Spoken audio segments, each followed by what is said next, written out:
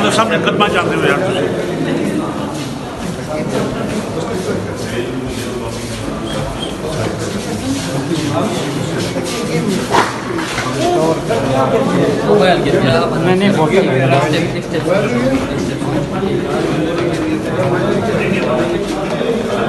चले चले चले चलो चलते जाए चलो आगे कैसे कुछ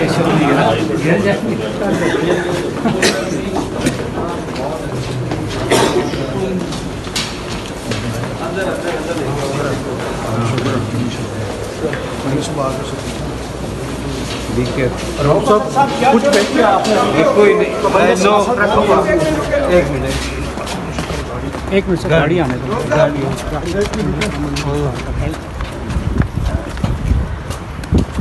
दो रोक राउत साहब कुछ कहना चाहेंगे? नहीं यार नो कमेंट कुछ नहीं यार नो कमेंट गाड़ी स्टार्ट कर ले भाई गाड़ी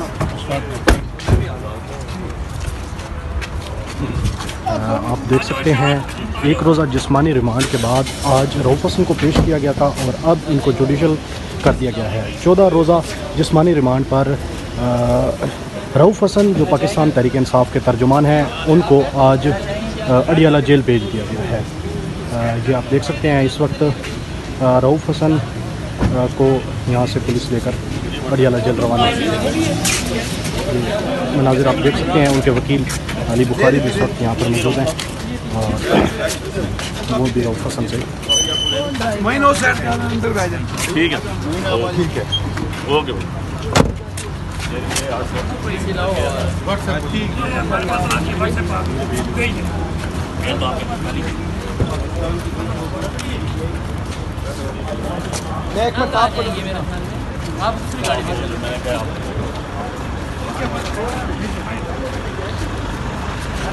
अभी रऊफ हसन का 14 रोज़ा जिस्मानी रिमांड जुडिशल कर दिया गया है और उनको यहाँ से पुलिस लेकर अडियाला जेल रवाना हो रही है।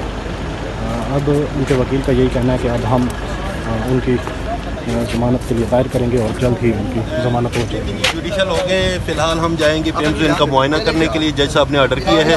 उसके बाद फिर जो है गड्डी है इनको पहुंचाएंगे इंशाल्लाह ट्यूसडे के लिए। बरामद हुई है 8-10 दिन से वो पाबंद सलासल रहे हैं। इंशाल्लाह ये जुल्म की रात ख़त्म होगी, ये फसादियत मिटेगी।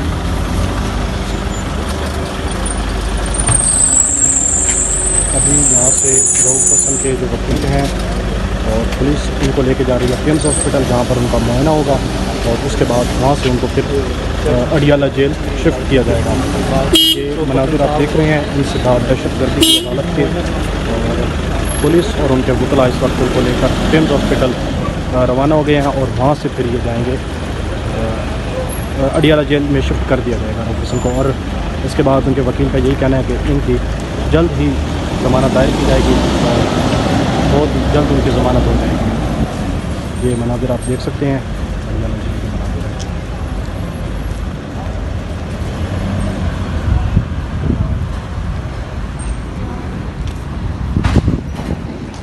उनकी इस्तदा जो है वो रिजेक्ट कर दी, डिसमिस कर दी, रिफ्यूज़ कर दी और रऊफ हसन साहब को जो है वो जुडिशल लॉकअप पटियाला जेल भेज दिया 14 दिन के लिए। मज़ीद उसमें यह था कि हमने एक एप्लीकेशन दी हुई थी कि उनका मेडिकल चेकअप कराया जाए। उसके ऊपर उन्होंने रिपोर्ट तलब की जिस पर उनको पता चला कि रऊफ हसन साहब को पीएमस अस्पताल नहीं ले जाया गया। फर्दर उसके अंदर ये भी एडिशन थी कि हमने कहा था कि रऊफ हसन साहब एक पढ़े लिखे महज़ब शहरी हैं, उन्होंने मास्टर्स किया हुआ है, इसके अलावा उनकी बड़ी खिदमात हैं एकेडमिकली भी। उनको जो हमारा जेल मैनुअल और जेल रूल्स हैं उसके तहत 48 के तहत उनका हक बनता है कि उनको B क्लास प्रोवाइड की जाए क्योंकि वो कैंसर सर्वाइवर भी हैं, हार्ट पेशेंट भी हैं और मल्टीपल इश्यूज़ हमके जिसकी रिपोर्ट हमने पूरी की पूरी आज कोर्ट में सबमिट करें। इस पर जज साहब ने वो भी ऑर्डर फरमाए उनके कि जी वहाँ पर इनको प्रॉपर ट्रीटमेंट की जाए। प्लस हमने उन्हें कहा कि जी अगर इनको कुछ होता है तो इसकी जिम्मेदारी भी स्टेट के ऊपर आती है, जो वैसे ही नेचुरली बात है उन पर आनी, जिसके लिए हमने कहा कि जी उनको कम से कम जो है वहाँ पर मेडिकल फैसिलिटीज़ जो है हॉस्पिटलाइज किया जाए ताकि उनको जो है उनकी ट्रीटमेंट वहाँ पर हो सके। इस पर भी जज साहब ने ऑर्डर अपना फरमा दिया। और इसके साथ मज़ीद ये हुआ कि आज हमने जो है उनकी बेल आफ्टर अरेस्ट लगाई जिसके अंदर जज साहब ने 6 तारीख के लिए ट्यूसडे के लिए नोटिस कर दिया। कि उसमें आर्गूमेंट्स होंगे और आर्गूमेंट्स के बाद जज साहब उनकी ज़मानत पे फैसला करेंगे। सो ये आज की सारी प्रोग्रेस थी जी। होपफुली बड़ा आज दिन ऐसा था कि रऊफ हसन साहब के लिए इसमें कुछ बेहतरी आई और अब देखना फर्दर ये है कि आगे मज़ीद ऊँट किस करवट बैठता है। तो होपफुली हम बड़े पुरुमीद हैं जी कि अदालतें हमारे साथ इंसाफ करेंगी और इंसाफ करना चाहिए भी उनको, और क्योंकि इसी पर्पज़ के लिए वो बनी हुई है, यही उनका काम है। और इंशाल्लाह उम्मीद है कि इंसाफ के तकाज़े पूरे होंगे और रऊफ हसन साहब जल्द से जल्द बाहर होंगे। सर ये जो रिमांड लिया गया था उसमें कुछ कन्वर्सेशंस के बारे में कोर्ट में बात चली कि CDR वगैरह जैसा आपने पूछा वो नहीं अभी तक पेश किया गया। 3 दिन रिमांड में रख के आज कुछ भी प्रोसिक्यूशन टीम जो नहीं ला सकी, ना इन्वेस्टिगेशन ऑफिसर कुछ ला सका है, तो इतने दिन रिमांड का क्या तुक बनता है? वही जी, इसमें लॉजिक नहीं थी। आपने देखा होगा कि मैंने अदालत में खड़े होकर भी जज साहब को कहा सर कि अर्ज ये है कि आपने जो कल भी रिमांड दिया वो एक एप्लीकेशन के ऊपर दिया, और एप्लीकेशन किस चीज़ की थी कि हमने अकाउंट्स की डिटेल लेनी है। अकाउंट्स की डिटेल लेने के लिए बंदा होना लाजमी नहीं है। आप कंप्यूटर में डालते हैं नादरा का गाइड CNIC नंबर डालते हैं, सारे के सारे bank account detail, state office की हर चीज़ बाहर आ जाती है, स्टेट बैंक की हर चीज़ बाहर आ जाती है आपको। सो उसकी भी ज़रूरत नहीं थी, अननेसेसरी था हमारे नज़दीक तो। लेकिन ऑब्वियसली जज साहब का अपना माइंड है, उन्होंने उसमें विजडम प्रिवेल किया होगा। लेकिन होपफुली अल्हम्दुलिल्लाह आज जो है वो जुडिशल हो गए, और जो 3-4 दिन उन्होंने सफ़र किया आप सबके सामने था, इससे पहले दूसरे केस में थे।